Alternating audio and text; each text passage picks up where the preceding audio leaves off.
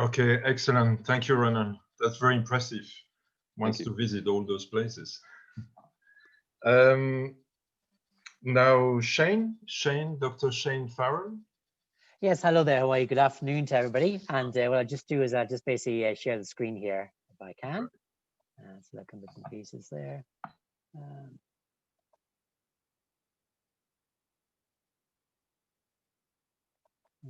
Through there, okay.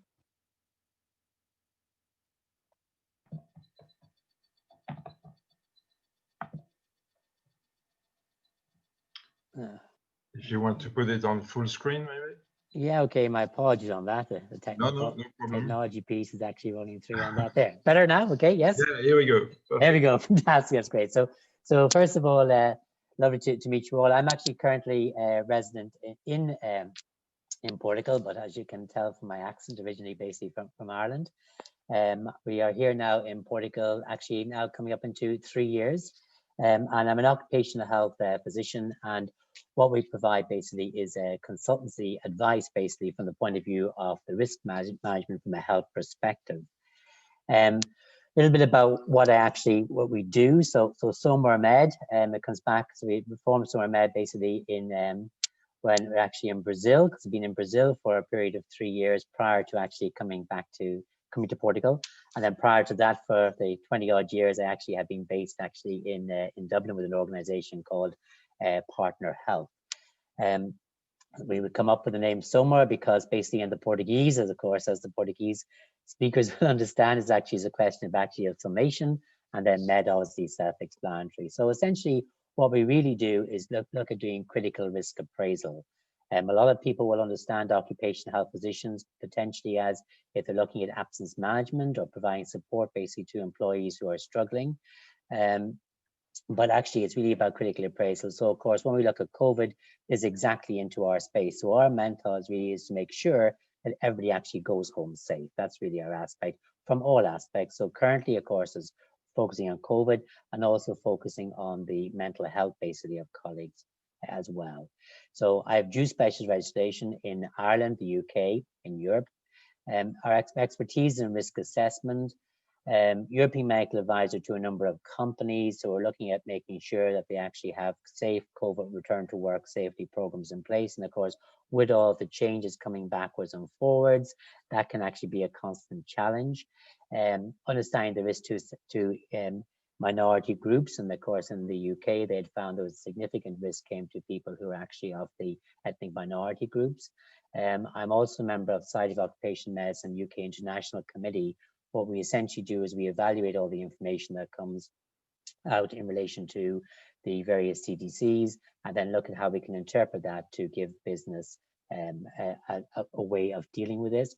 We're Lisbon based, and of course the consequence, easy access to Europe and the UK. And we're speaking to our Irish guys today. I also actually provide support now, a little bit limited at the moment, but would have always gone back to Dublin 1 week per month and provided basically support there. What we're really looking at doing, I suppose, is really all about risk and challenges, because that's really what occupational health is actually about. So ensuring that basically various organizations are compliant basically with the local health and safety legislation. So we have a reach out to Brazil and Latam, reach out to North America, and then basically across Europe and the UK as well. And we have a subsidiary organization called Somar Med Consulting, which is actually based in the UK. And here in Portugal, it's basically Shane Farrell Unipazel, but Somar Med is actually the umbrella with a base in Brazil as well too. So essentially, we're looking at basically all the COVID-19 risk assessments. They are obviously all going. Programs to protect vulnerable employees, mental health programs, and also then facilitating basically health promotion. So we would bring in people to do that particular work, but we would actually completely vet them basically first. Again, we know obviously in Europe and the UK, obviously there's established health and safety legislation. In other areas is not necessarily as established, health infrastructure particularly established. So programs exist, but we need to review their effectiveness and looking at basically how we can continue to support organizations with their reopening strategy, and also of course to remain open where they can within the current guidelines in each particular country. The objectives really is to ensure basically that risk control. So that's about mental health. So terribly important right now as we're coming into these second wave. And of course, this is going to be going on for some time. So even though with vaccines coming out, literally certainly until the end of Q1 of next year, there's going to be significant pressure on people. And I'm seeing more and more people actually really finding they're not maintaining that balance between work and basically home life, and they're working all the time. As a consequence, is significantly impacting them, and the resilience is actually getting caught. People have had no mental health issues before. Interesting statistic basically is that before they would actually have said before COVID that the statistics for mental health were in the order basically 1 in 5, and now it's actually more like basically 1 in 4. So there's a definite increase of people actually having issues and concerns. So we'll obviously ensure that all of the organizations in the country are compliant with the local health and safety legislation.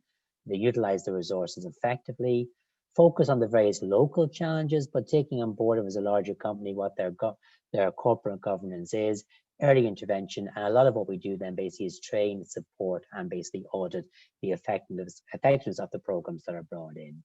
And then looking at health and safety systems, looking at policy documentation, then coming in the planning, the implementation, the checking, and then basically the management basically review on the back of that. So the policy, obviously looking for the vision and strategy, baseline standards and guidelines. Planning, look at the gap analysis. So the first thing we do if we actually are brought on board to consult to an organization is that we'll do a needs assessment and see potentially if there are gaps, and if they are, where those gaps are and what can be done about them. Resource allocation, shared KPI and team effort, and then basically the risk assessment is basically on prioritization.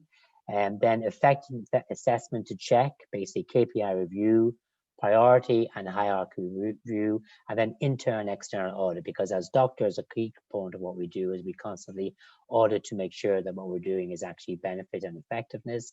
Need to set any corrective action plans that are there, basically make sure there's appropriate documentation and record keeping that's basically in place. And then the key thing then is, I suppose, the main aspect then is the roadmap aims to be a business partner. So as an occupational health specialist, we would actually look at being a partner with the organization. So you're talking about the gap analysis, looking also basically at the capability building, and then basically the sustainability as well too. And I think one piece just to mention here in passing, because there's been a lot of talk about the spread of COVID, and everybody of course has developed expertise in COVID, but one of the important thing I think is in relation to ventilation, in particular when we had our previous colleagues there speaking. One of the things that they actually have now shown is that basically that aerosol spread can be a significant spread of COVID. And when you were talking before about the business in the hotel industry, and of course, hoping these are all going to open, what happens is that a lot of people, they don't effectively wear their mask. So that doesn't help. Then secondly is if there's not adequate ventilation, what will actually happen is the COVID particles will sustain in an area. And if you're in a room for an hour without basic ventilation, and you're talking about even being in a 5-meter area, you could actually end up, if you're not wearing your mask appropriately, get that. And there's been some talk recently about supermarkets and some spread occurring in those organizations. The other interesting piece that they would say is that when we are talking, that we actually end up basically having we increase the amount of virus. If we have the virus, we increase what we put out by a multiplier of 5. And if we're shouting, which might be in a situation like in a pub environment, you could do that by as high as 50. So the key aspect really is ventilation, to as simple as opening up the window. So in a classroom, the schools are only representing about 6% of the COVID spread, but opening the window to recirculate it. And then if you are actually coming across and doing your air filtration system, then you're talking about anywhere between 3 and basically 6 air changes per hour is effective. And then the aspect of the HEPA filters, that's actually such an important aspect, and they do work. So there are changes that can be done. Of course, it's challenging, of course, in the winter months as well. And of course, challenging because when you're talking about, the buildings, of course, a lot of the buildings have been designed that you can't physically open the windows. But I do think, the key aspect, ventilation, has got to actually be a key, and actually wearing masks basically effectively. So thank you very much for your time. Excellent. Thank you very much, Shane. Lots of great advice. And actually, we have shared on the news on the website some of the guidelines and advice that Dr. Shane was talking about. So now it's Mark Downing, the speaker coach. Mark, you're on mute. Yeah. No. Can hear you now. Excellent. Can you hear me now, Arnold? Yeah. Better if I'm the speaker coach and you can hear me. Yeah, I'm absolutely. not a very good mime coach. Yeah. Yeah, so hello everybody. My name is Mark Downey. As you might hear from the music, I'm Irish, but I'm, as you can tell from the light, I'm not in Ireland. I'm in Lisbon. I'm very happy to be here. I've been here a couple of years, but I have been doing the majority of my work, like most of us here in this space, virtually. Before this, I was traveling back to Dublin or to London every second week to work with clients. The work that I do is to try and have business leaders embody their presence. And what does that mean? It means obviously physically, in terms of being able to get the voice nice and open, nice and free, have the body language, make sure our speaking is really clear, the type of attention we are paying, how we are making a connection, and of course, the content of what we are saying. Most of the work, as I said, that I used to do in the before times was in person, because I can glean a lot of the data I need to see the whole human being. However, everything has changed, and now I do most of my work in this space. And previous to this, I was trying to, when I was working with people, because a lot of us already had been in this space working, where we're communicating to people who are in other countries, using Skype and Zoom, etc. But I found that most people were very reluctant to go on camera. And now we're kind of all expected to be on camera. It's kind of like, what's wrong with them if they don't show up on camera? And it's an incredibly invasive method of communication, because in reality, we're never scrutinized in this manner, you know, having everybody looking at us. So, you know, some of us might be, even when we're on this call, kind of going around looking at the gallery, having a little peek at people, because that's who we are, we're curious. However, in this medium, all of those communication cues that I'm trying to get people going have been flattened into 2 dimensions in this medium, because, you know, the screen is flat, the only 3-dimensional piece is the voice. So that is principally the area that I'm working in now. I've been doing this work in one form or another for over 20 years. I was in the arts. I was in theater and film and television. And and then I transferred into business. So now I work with business leaders across companies around the world, such as Google, such as AstraZeneca, many others in Ireland, such as CISC. We were talking about the building things, and Siemens. And I work one-on-one with people to try and help them have impact, influence, and presence in this particular medium, in virtual communication. So I haven't really had the chance to spread my wings into the Portuguese market as such. I have worked some here, such as at Web Summit, with some of the speakers there, and a couple of people here and there. And I suppose maybe what I'd like people to what I'd like to get some help with, if there is somebody out there who's doing that, is, you know, most of my business has been by referral. So, you know, one client will refer me to another client. And now in this digital world, I have created a few digital products, because people want to be able to do some of this work. So I have clients now stretching from the Far East over to the West Coast of the United States. So I'm working all kinds of hours, which is, you know, a bit trying, but that's just fine. But also the digital products are a bonus, I suppose, that I've moved into that area, and it's knowing how to be able to market those effectively. So I have a new one called the Outstanding Speaker Series, which I'm currently trying to get to bring to life. So if there's anybody out there in digital marketing, I would love to hear from you. Yeah, so that's it. If any of you need any help in your virtual communication and your ability to be on camera, or please get in touch. Great, thank you, Mark. And definitely, Thanks, Mark. yeah, we will be able to put you in contact with some of the members who can help with digital marketing. Fantastic. And, definitely, we probably all need some advice on how to be present in those online events. And now, last but not least, Chris McGale. Chris, you're on mute. Yeah, okay. Thank you, Arnold. Okay. Good evening, everyone. Thank you to the network for giving me the opportunity to speak today. I'm Chris McGale, otherwise known as the Humpty Dumpty Man, which is the title of my new memoir, which I hope you're all going to hear lots about. Next week, I'm being covered in a feature article in the Irish News newspaper in Belfast, that is. And I'm talking to 2 movie production groups about putting this into some form for drama, either for television, Netflix, or for the big screen. So we'll see. Very interesting times. This sort of experience is a bit like having a baby. You wait a long, long time for it to come. Not that we men physically carry children, but when they arrive, it's still quite a pleasant experience. And that's certainly been the outcome in relation to my memoir, The Humpty Dumpty Man. Anyway, that story in 30 seconds is about growing up in Northern Ireland. I was 6 years old when the Troubles started, and basically making my way through life to become a managing director at Merrill Lynch in London, and country manager for Ireland, where I was making $1 million a year 20 years ago. Great old world, you know, the sort of crazy Wolf of Wall Street days without the sex, as I always say.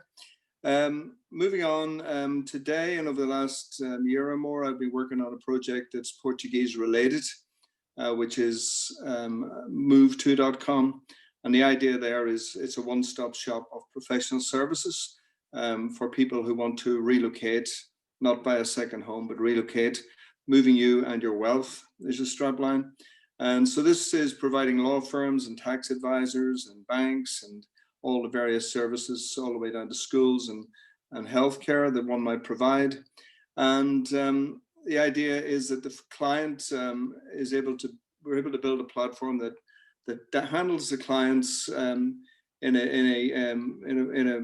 a way that's automated. So we're not having people call. So a hub and spoke type operation similar to Airbnb, so that the clients contact the platform identifies various service providers who are pre-signed up to the platform, and the client is passed through to the service providers. The fees then come from fee sharing from the service providers. Now, this is not a new idea in itself. You know, it's trying to be an expansion on what some people are doing already in parts. But what the real opportunity for me, as I see it, is given my experience at Merrill Lynch, where I've been involved in IPOing more than 100 companies over a 10, 11-year period.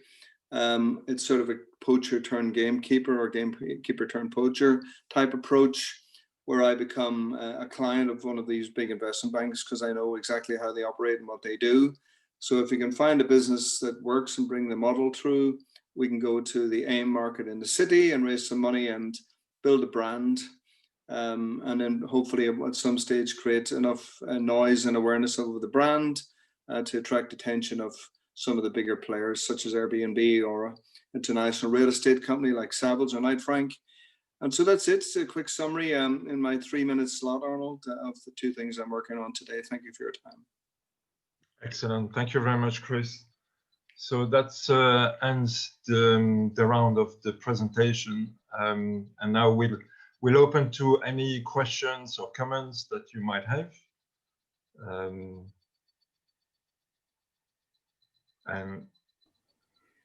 If I could just jump in for a second, sure. Arnold, just to obviously thank all 7 presenters today. Your time is very valuable and we do appreciate it.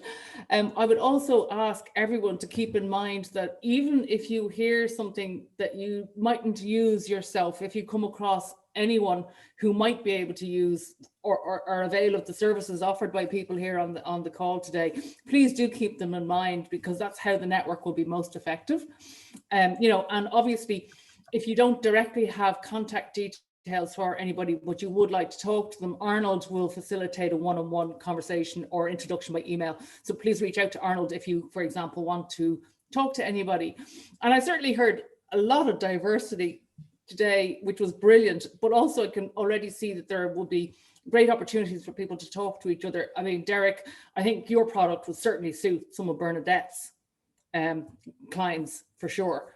And likewise, Shane, I'm sure we can find people in the network who definitely need a bit of occupational health around the world. Ronan, I did want to ask you a question though. What type of work do you want to do in Portugal? Is it all of what you're doing in Ireland, or is there a very specific channel that you're looking through? No, we're pretty open. I suppose the work that we've done in Portugal so far has been kind of high-end residential. We've taken kind of houses down there, refurbed them completely. I unfortunately couldn't show you those because we are tied to clients and just client confidentiality, which we like to keep as well. No, we're very open to whether it's interiors, branding.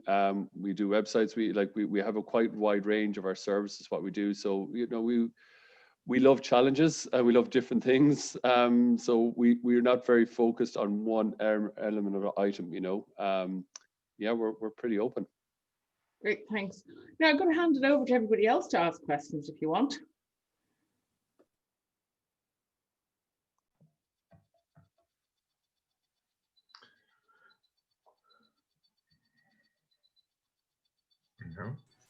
Well, hello. Nobody has questions, so I have just something to say. Ronan, hi. We met already, so I'm pretty sure that we will work together one of these days. I keep following the projects, and I will call you when I need it. And also, Christina, I just sent you an email to schedule a meeting, so I think we should work very soon. So just to say thank you to everybody. It was great presentations, and I will keep in mind all the information that I get from here. Thank you.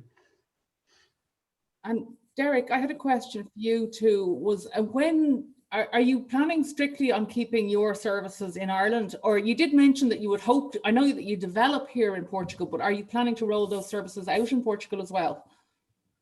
Absolutely. I see Raul Marigorta from Enterprise Ireland is on the line. We had a very positive and constructive business development week in the middle of March this year, with initiating some discussions with local Portuguese partners to launch our funding solution in Portugal. But we've, for obvious reasons, have had to put that on pause. But we're looking forward to looking at that again early in the new year, because we actually think our solution is going to be fantastic for businesses as they try to recover from this crisis. So if you think of our solution, any business that generates card income, we can fund them. What's unique about our funding solution is that it's a flexible repayment. When your business is doing well, you're repaying more. When it's quiet, you're repaying less. And that's happening every single day. So it's a really flexible solution. And that flexibility is exactly what small and micro businesses will need as the economy, both in Ireland and in Portugal, recovers. So we're really excited to go back and look at those expansion plans again in early in the new year. And it's a big part of our roadmap. And we hope and expect that Portugal will be our first international jurisdiction to expand into. I have just before I hand back to you, Aoife, and thanks to you and Arnold for organizing this great event. I have a question for Chris. Could you just confirm the website for your solution, Chris Miguel? That'd be great. It sounds fantastic. You're on mute, Chris.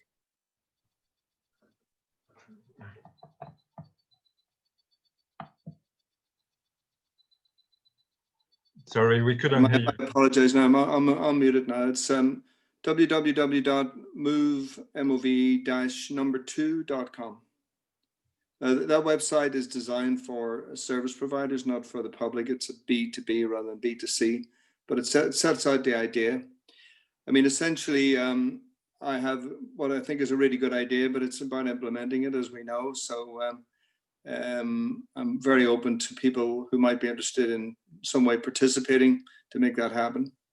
In addition, a new website that I launched last night, so I should tell you, www.humptydumptyman.co.uk. There you go, humptydumptyman.co.uk. That's the book. That's the book. Yeah. Okay. And the movie, Arnold. And the right. movie. Excellent. Yeah, on its way. Okay.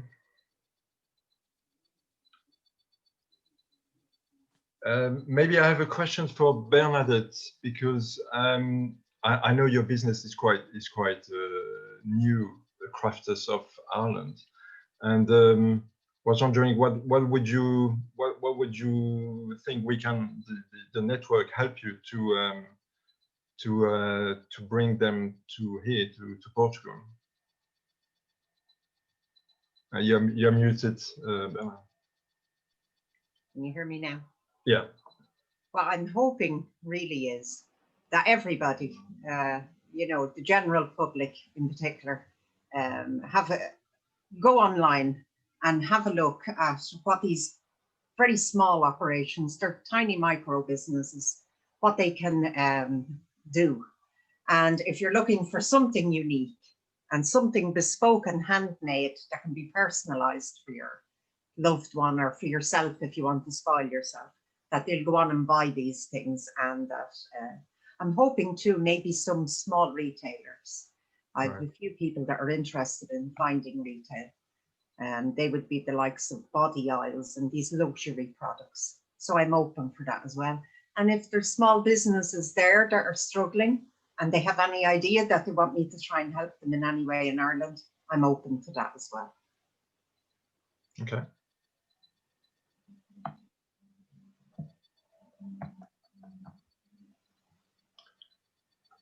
So have we any last questions? Just as we're coming up on the hour, we always try to keep this one to an hour, everyone. Any last questions? No? I would have a lot of questions to Mark. How to present yourself very well. Well, I can recommend Mark highly, because I went to Mark and I really learned an awful lot, I have to say, from him. So I can highly recommend, if you're a bit nervous about public speaking, Mark is to get you over the hump, I think. Isn't that right, Mark? Yeah, over the hump and into the, into the possibilities. Yes, indeed. So guys, thank you all for turning up. We are hoping to have one last event before the end of the year, but I'm just waiting for the ambassador to confirm that before I release any details on it. But it will probably be a short evening event around about the 9th or 10th of December, just to wish everybody a happy Christmas. We have a couple of changes coming up in the network next year, nothing dramatic, but one of the things that I would ask of you all, as you all have particular expertise, is that you might share with us content or articles that you write or opinion pieces that you are doing or working on that we can put into the newsletter and onto our website, as we want to generate more content focused on what you guys do and what your expertise is, so that we can share it more widely and let other people within the network know what you're doing, and build up a repertoire of articles and content that is both interesting, valuable, and demonstrates the expertise of our members. I do hope that, I mean, I know, Brian, for example, that you have your own newsletter and stuff like that. I hope you wouldn't mind us syndicating some of those articles and things that you're doing. Chris, I definitely think that there'll be experts from Humpty Dumpty Man in there somewhere too. Yeah, absolutely no problem. I've got a stack of stuff out there. Go and rate it all you like, no problem. Yeah, and obviously, Christina, on the sustainability, as we look at our sustainability event next year in March, your input and your case studies and things will be really important to demonstrate that you're active in the space and what you can do and what you have done, because it's still a very, very new area. It's been around for 20 years, still very new. Yeah, what I'll do is I'll get Sophia to send on all the articles that we've written this year and had published this year, and that's a starting point anyway. Great. I'll send them to Arnold or to yourself. Arnold, please. Derek, same thing as you. If you've got advice for your small businesses on how they use your services and things, get the content into us. and everybody else, if you have stuff, please don't be afraid to share it. We really do need it, and we would love to promote your business and your expertise. Okay. Okay, super. Thanks. Great. Thanks, everyone. Great pleasure. Thank you all very much. And we finished on time as usual, Arnold. Yeah. I'll be sharing all the speakers' contact details and presentation. Thank you. Thank you. Thanks, Arnold. Thanks, everybody. Thank you. Thank you very much. Thank you. Thank you, Bye. everybody. Have a great evening. Bye Bye now. bye. All right.